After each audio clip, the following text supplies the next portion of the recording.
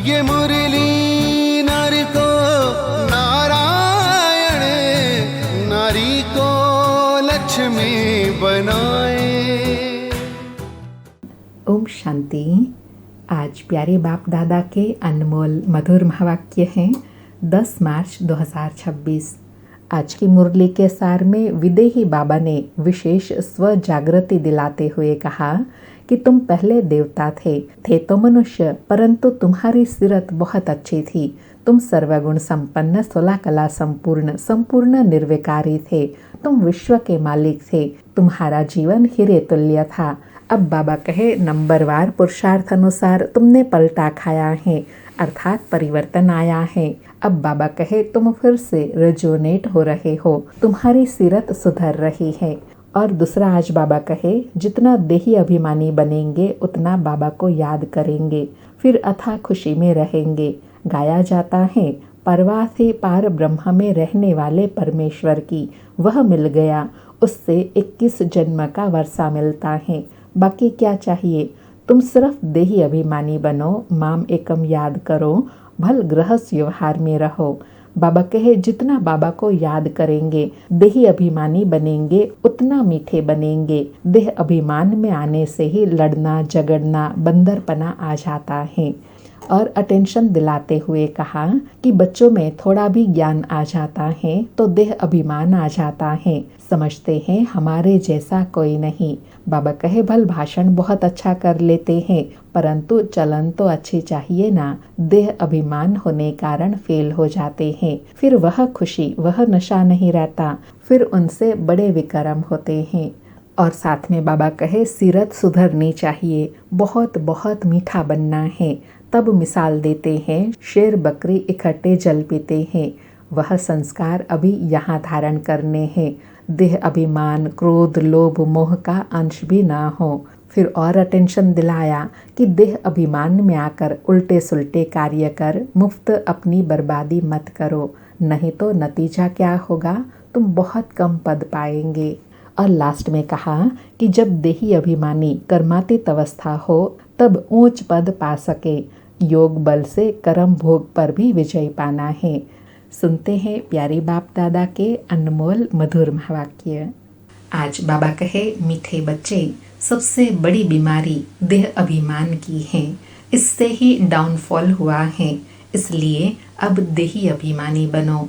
मीठे बच्चे, सबसे बड़ी बीमारी देह अभिमान की है, इससे ही डाउनफॉल हुआ है, इसलिए अब देही अभिमानी बनो। आज मुरली से प्रश्न है, तुम बच्चों की कर्मातीत अवस्था कब होंगी? उत्तर में बाबा कहे, जब योग बल से कर्म भोग पर विजय प्राप्त करेंगे, पूरा पूरा देही अभिमानी बनेंगे।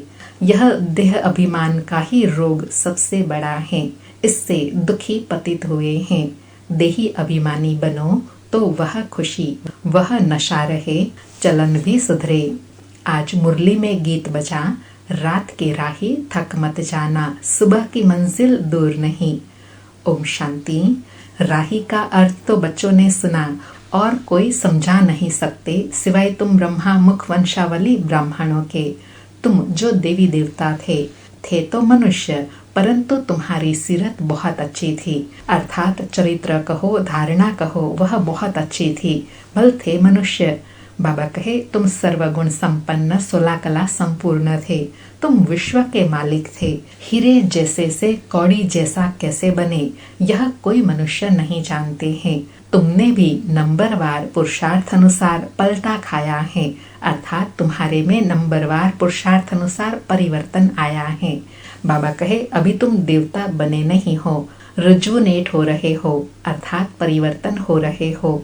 बाबा कहे, कोई थोड़ा बदले हैं, कोई 5%, कोई 10%। सीरत बदलती जाती है, अर्थात चरित्र व धारणाएं बदलती जाती हैं। दुनिया को यह पता नहीं भारत ही हेवन था। कहते भी हैं क्राइस्ट से 3000 वर्ष पहले भारत में देवी देवता थे, उनमें ऐसे गुण थे जो उन्हों को भगवान भगवती कहते थे। अभी तो वह गुण है नहीं, मनुष्य की समझ में नहीं आता। भारत जो इतना साहूकार था, उनका फिर डाउनफॉल कैसे हुआ, वह भी बाप ही बैठ समझाते हैं। बाबा कहे इतना ऊंच भारत फिर डाउनफॉल कैसे हुआ, यह बाप आकर समझाते हैं। बाबा कहे तुम भी समझा सकते हो जिनकी सूरत सुधरी है। अर्थात बाबा कहे जो धारणा करते जाते हैं वह फिर दूसरों को भी समझा सकते हैं। बाप कहते हैं बच्चे तुम देवी देवता थे तो आत्म अभिमानी थे, फिर जब रावण राज्य शुरू हुआ तो देह अभिमानी बन पड़े हो। यह देह अभिमान की सबसे बड़ी बीमारी तुमको लग पड़ी है। सतयुग में तुम आत्म अभिमानी थे, बहुत सुखी थे। किसने तुमको ऐसा बनाया यह कोई नहीं जानते। बाप बैठ समझाते हैं, बाप बैठ समझाते हैं तुम्हारा डाउनफॉल क्यों हुआ है, अपने धर्म को भूल गए हो। बाबा कहे डाउनफॉल का कारण क्या है, अपने श्रेष्ठ धर्म कर्म को भूल गए हैं। भारत वर्थ नॉट अ पेनी बन गया है। उनका मूल कारण है देह अभिमान। यह भी ड्रामा बना हुआ है। मनुष्य यह नहीं जानते कि भारत इतना साहूकार था फिर गरीब कैसे बना। हम आदि सनातन देवी देवता धर्म के थे, फिर हम कैसे धर्म भ्रष्ट कर्म भ्रष्ट बने। बाप समझाते हैं। बाबा कहे उसका कारण बाप बैठ समझाते हैं। कौन सा समझाया, देह अभिमान। बाबा कहे रावण राज्य होने से तुम देह अभिमानी बने हो तो तुम्हारा यह हाल होने लगा। सीढ़ी भी दिखाई है कैसे डाउनफॉल हुआ। वर्थ नॉट अ पेनी का भी मुख्य कारण है देह अभिमान। यह भी बाप बैठ समझाते हैं। शास्त्रों में कल्प की आयु लाखों वर्ष लगा दी है। आजकल समझदार हैं क्रिश्चियन लोग, वह भी कहते हैं क्राइस्ट से 3000 वर्ष पहले पैराडाइज था। भारतवासी यह समझ नहीं सकते कि प्राचीन भारत ही था जिसको स्वर्ग हेवन कहा जाता है। आजकल तो भारत की फुल हिस्ट्री ज्योग्राफी जानते ही नहीं हैं। थोड़े बच्चों में थोड़ा ज्ञान है तो देह अभिमान आ जाता है। समझते हैं हमारे जैसा कोई है नहीं। बाप समझाते हैं भारत की ऐसी दुर्दशा क्यों हुई।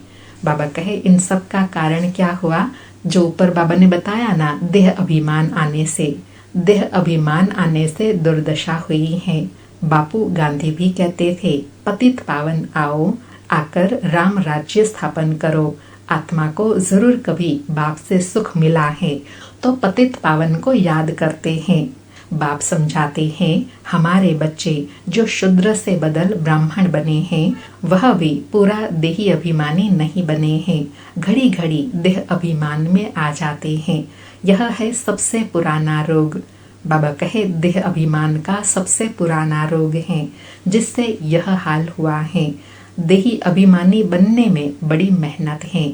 जितना देही अभिमानी बनेंगे उतना बाप को याद करेंगे, फिर अथाह खुशी रहनी चाहिए।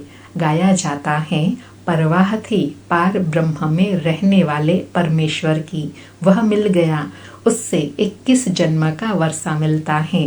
बाबा कहे जिनकी परवाह थी वह मिल गया, फिर और क्या, तो वह सदा फिर खुशी में नाचते रहेंगे। बाकी क्या चाहिए। बाबा कहे बाकी क्या चाहिए, तुम सिर्फ देही अभिमानी बनो, माम एकम याद करो, भल गृहस्थ व्यवहार में रहो। सारी दुनिया देह अभिमान में है।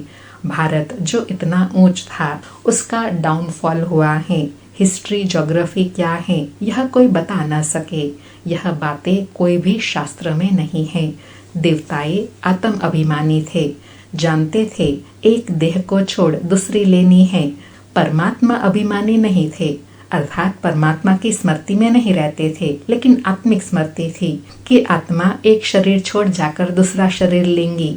बाबा कहे तुम जितना बाप को याद करेंगे, देही अभिमानी रहेंगे, उतना बहुत मीठा बनेंगे। देह अभिमान में आने से ही लड़ना झगड़ना बंदरपना आ जाता है। यह बाप समझाते हैं।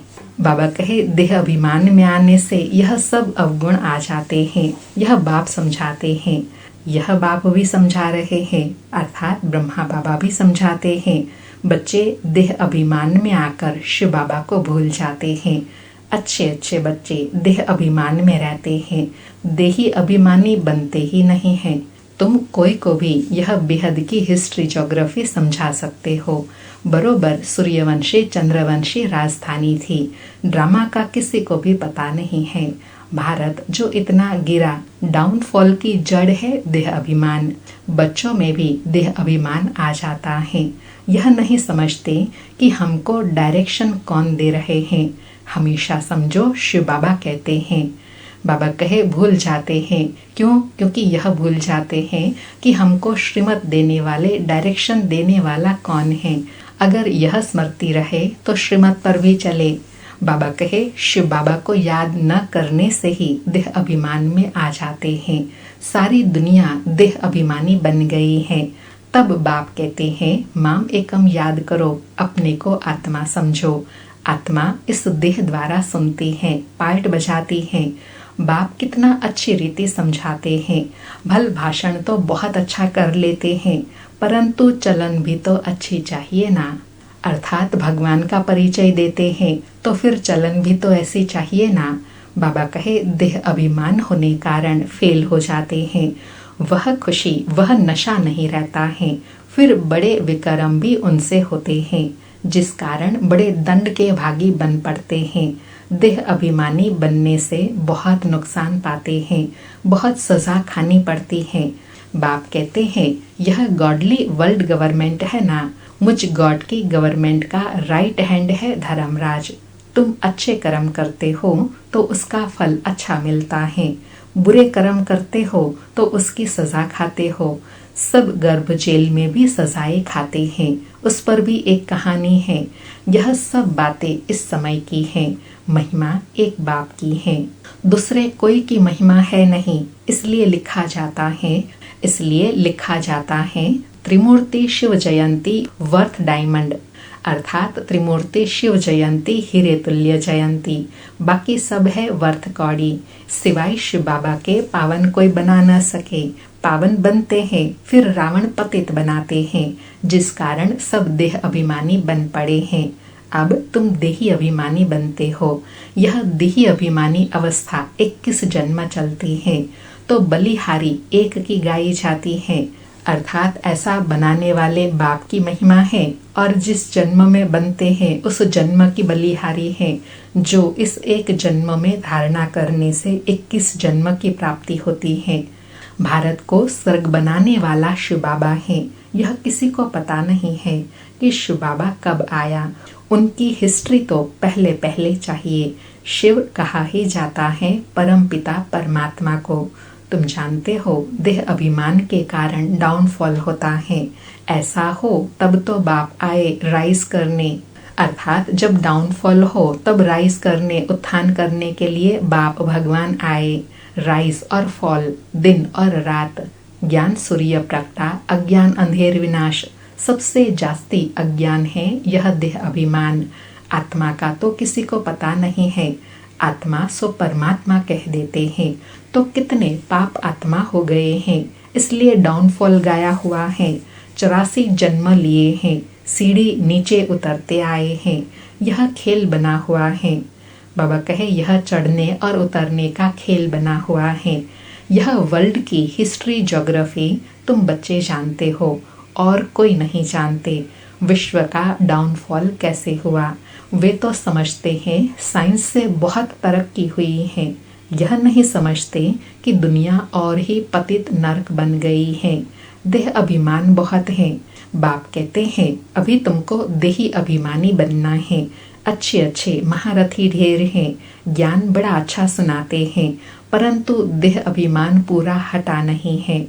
देह अभिमान के कारण कोई में क्रोध का अंश, कोई में मोह का अंश, कुछ न कुछ है। सीरत सुधरनी चाहिए ना। बाबा कहे जब इतना अच्छा ज्ञान मिला, समझ मिली, तो सीरत अर्थात धारणा में परिवर्तन आना चाहिए ना। बाबा कहे बहुत बहुत मीठा बनना चाहिए। तब मिसाल देते हैं, शेर बकरी इकट्ठे जल पीते हैं। वहाँ सतयुग में ऐसे दुख देने वाले जानवर भी होते नहीं। इन बातों को भी मुश्किल कोई समझते हैं। नंबरवार समझने वाले हैं। कर्म भोग निकल जाए, कर्मातीत अवस्था हो जाए, यह मुश्किल होती है। बहुत देह अभिमान में आते हैं, पता नहीं पड़ता है हमको यह मत देने वाला कौन है। बाबा कहे देह अभिमान में क्यों आ जाते हैं, जो बाबा ने ऊपर भी बताया ना कि फिर भूल जाते हैं कि हमको श्रीमत देने वाले कौन हैं। बाबा कहे श्रीमत श्री कृष्ण के द्वारा कैसे मिलेंगी। शिव बाबा कहते हैं इनके बिगर श्रीमत कैसे दूं, ब्रह्मा के बिगर स्थायी रथ हमारा यह ब्रह्मा है। देह अभिमान में आकर उल्टे सुल्टे कार्य करके मुफ्त अपनी बर्बादी मत करो, नहीं तो नतीजा क्या होगा, बहुत कम पद पाएंगे। बाबा अंडरलाइन करा के अटेंशन दिला रहे हैं कि देह अभिमान में आकर कोई भी ऐसे उल्टे सुल्टे कर्म ना करो जो अपनी ही बर्बादी हो जाए। बाबा कहे पढ़े के आगे अनपढ़े भरी ठोएंगे। बहुत कहते हैं भारत की हिस्ट्री ज्योग्राफी जो फुल होनी चाहिए सो नहीं है, तो उनको समझाना पड़े। तुम्हारे सिवाय तो कोई समझा ना सके, परंतु देही अभिमानी स्थिति चाहिए, वही ऊंच पद पा सकेंगे। आज बाबा विशेष और विशेष अटेंशन दिला रहे हैं कि मूल बात है देही अभिमानी अवस्था बनाने की। देही अभिमानी अवस्था से ही सर्व प्राप्तियां हैं, सारा परिवर्तन देही अभिमानी स्थिति से आता है। बाबा कहे अभी तो कर्मातीत अवस्था किसी की हुई नहीं है। इनके ब्रह्मा बाबा के ऊपर बहुत झंझट है, कितनी फिक्रात रहती हैं। भल समझते हैं कि सब ड्रामा अनुसार होता है, फिर भी समझाने के लिए युक्तियां तो रचनी होती है ना। इसलिए बाबा कहते हैं तुम जास्ती देही अभिमानी बन सकते हो, तुम्हारे ऊपर कोई बोझ नहीं है, बाप पर तो बोझ है, हेड तो यह है ना। बाबा मार्जिन बता रहे हैं कि ब्रह्मा बाबा से भी तुमको पुरुषार्थ की मार्जिन ज्यादा है, क्योंकि ब्रह्मा बाबा के ऊपर तो रिस्पॉन्सिबिलिटीज बहुत सारी हैं। बाबा कहे परंतु यह किसी को पता नहीं है कि इनमें शिव बाबा बैठे हैं, तुम्हारे में भी कोई मुश्किल इस निश्चय में रहते हैं, तो यह वर्ल्ड की हिस्ट्री ज्योग्राफी जाननी चाहिए ना। भारत में स्वर्ग कब था, फिर कहाँ गया, कैसे डाउनफॉल हुआ, यह किसी को पता नहीं है। जब तक तुम नहीं समझाओ तब तक कोई समझ न सके। इसलिए बाप डायरेक्शन देते हैं लिखा पढ़ी करो, तो स्कूलों में वर्ल्ड की हिस्ट्री ज्योग्राफी बतानी चाहिए। अर्थात बाबा कहे लिखा पढ़ी करके फिर स्कूलों में भी तुम वर्ल्ड की हिस्ट्री ज्योग्राफी सुना सकते हो। बाबा कहे डाउनफॉल पर भाषण करना चाहिए। भारत हीरे जैसा था, वह फिर कौड़ी जैसा कैसे बना, कितने वर्ष लगे, हम समझाते हैं। ऐसे पर्चे एरोप्लेन द्वारा गिरा सकते हैं। समझाने वाला बड़ा होशियार चाहिए। गवर्नमेंट चाहती है तो गवर्नमेंट का ही हॉल विज्ञान भवन जो दिल्ली में है वहाँ सबको बुलाना चाहिए, अखबार में भी डाला जाए, कार्ड भी सबको भेज दे। बाबा कहे सेवा के लिए ऐसे ऐसे प्लान बनाना चाहिए। हम आपको सारे वर्ल्ड की हिस्ट्री ज्योग्राफी आदि से अंत तक समझाते हैं। आप ही आएंगे जाएंगे, पैसे की तो बात ही नहीं है। बाबा उस समय की बात कर रहे हैं जो विज्ञान भवन में प्रोग्राम हो, और वर्तमान समय में विज्ञान भवन में बाबा के बहुत सारे प्रोग्राम होते रहते हैं।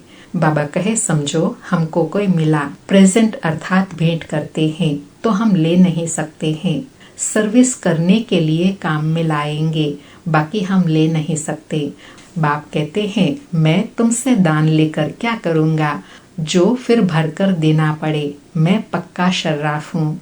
लास्ट में बाबा स्पष्ट कर रहे हैं कि मैं किसी का लेता नहीं हूँ, तुम ही अपने लिए सेवा में लगाते हो, तुम्हारे ही काम में आता है। अच्छा, मीठे मीठे सिकिलधे बच्चों प्रति माता पिता बाप दादा का याद प्यार और गुड मॉर्निंग। रूहानी बाप की रूहानी बच्चों को नमस्ते। हम रूहानी बच्चों की रूहानी माता पिता बाप दादा को याद प्यार गुड मॉर्निंग और नमस्ते नमस्ते। सारी मुरली से धारणा के लिए सार हैं। पहला पॉइंट, देह अभिमान में आकर कोई भी उल्टा सुल्टा कार्य नहीं करना है। देही अभिमानी बनने का पूरा पूरा पुरुषार्थ करना है। अपनी सीरत अर्थात चलन सुधारते रहना है। दूसरा पॉइंट, बहुत बहुत मीठा शीतल बनना है। अंदर में क्रोध मोह का जो भूत है उसे निकाल देना है। आज प्यारे बाबा का वरदान है, रिगार्ड देने का रिकॉर्ड ठीक रख, खुशी का महादान करने वाले पुण्य आत्मा भव। रिगार्ड देने का रिकॉर्ड ठीक रख, खुशी का महादान करने वाले पुण्य आत्मा भव। स्पष्टीकरण है, वर्तमान समय चारों ओर रिगार्ड देने का रिकॉर्ड ठीक करने की आवश्यकता है। यही रिकॉर्ड फिर चारों ओर बजेगा। रिगार्ड देना और रिगार्ड लेना, छोटे को भी रिगार्ड दो, बड़े को भी रिगार्ड दो। यह रिगार्ड का रिकॉर्ड अभी निकलना चाहिए, तब खुशी का दान करने वाले महादानी पुण्य आत्मा बनेंगे। किसी को रिगार्ड देकर खुश कर देना, यह बड़े से बड़ा पुण्य का काम है, सेवा है। बाबा सेवा की अलग अलग विधि बता रहे हैं कि दूसरों को रिगार्ड देना यह भी पुण्य का काम है, इससे भी सेवा होती है। आज का स्लोगन है, हर घड़ी को अंतिम घड़ी समझकर चलो तो एवर रेडी रहेंगे। हर घड़ी को अंतिम घड़ी समझकर चलो तो एवर रेडी रहेंगे। अभी मातेश्वरी जी के अनमोल महावाक्य हैं, उसमें पहली क्लास है, उसका विषय है तमोगुणी माया का विस्तार। मम्मा कहे, सतोगुणी, रजोगुणी, तमोगुणी, यह 3 शब्द कहते हैं। इसका यथार्थ अर्थ समझना जरूरी है। मनुष्य समझते हैं यह तीनों गुण इकट्ठे चलते रहते हैं, परंतु विवेक कहता है, क्या यह तीनों गुण इकट्ठे चले आते हैं? वा तीनों गुणों का पार्ट अलग अलग युग में होता है। विवेक तो ऐसे ही कहता है कि यह तीनों गुण इकट्ठे नहीं चलते। जब सतयुग है तो सतोगुण है, द्वापर है तो रजोगुण है, कलयुग है तो तमोगुण है। जब सतो है तो तमो रजो नहीं, जब रजो है तो फिर सतोगुण नहीं है। यह मनुष्य तो ऐसे ही समझकर बैठे हैं कि यह तीनों गुण इकट्ठे चलते आते हैं। यह कहना सरासर भूल है। वो समझते हैं जब मनुष्य सच बोलते हैं, पाप कर्म नहीं करते हैं, तो वो सतोगुणी होते हैं। परंतु विवेक कहता है, जब हम कहते हैं सतोगुण, तो इस सतोगुण का मतलब है संपूर्ण सुख। गोया सारी सृष्टि सतोगुणी है। बाकी ऐसे नहीं कहेंगे कि जो सच बोलता है वो सतोगुणी है और जो झूठ बोलता है वो कलयुगी तमोगुणी है। ऐसे ही दुनिया चलती आती है। मम्मा कहे, इसी विचारों में दुनिया चलती आती है, लेकिन रियलिटी क्या है? तीनों अलग अलग टाइम पर होते हैं। मम्मा कहे, अब जब हम सतयुग कहते हैं तो इसका मतलब है सारी सृष्टि पर सतोगुण सतो प्रधान चाहिए। हाँ, कोई समय ऐसा सतयुग था जहाँ सारा संसार सतोगुणी था। अब वो सतयुग नहीं है, अभी तो है कलयुगी दुनिया। गोया सारी सृष्टि पर तमो प्रधानता का राज्य है। इस तमोगुणी समय पर फिर सतोगुण कहाँ से आया? अब है घोर अंधियारा, जिसको ब्रह्मा की रात कहते हैं। ब्रह्मा का दिन है सतयुग और ब्रह्मा की रात है कलयुग, तो हम दोनों को मिला नहीं सकते। मम्मा की दूसरी क्लास है, उसका विषय है कलयुगी असार संसार से सतयुगी सार वाली दुनिया में ले चलना एक परमात्मा का ही काम है। मम्मा कहे, इस कलयुगी संसार को असार संसार क्यों कहते हैं? क्योंकि इस दुनिया में कोई सार नहीं है। माना कोई भी वस्तु में वो ताकत नहीं रही, अर्थात सुख, शांति, पवित्रता नहीं है जो इस सृष्टि पर कोई समय सुख, शांति, पवित्रता थी। अब वो ताकत नहीं है, क्योंकि इस सृष्टि में 5 भूतों की प्रवेशता है। इसलिए ही इस सृष्टि को भय का संसार अथवा कर्म बंधन का सागर कहते हैं।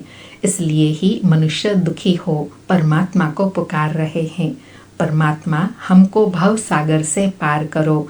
इससे सिद्ध है, मम्मा कहे, इससे सिद्ध है कि जरूर कोई अभय का अर्थात निर्भयता का भी संसार है जिसमें चलना चाहते हैं।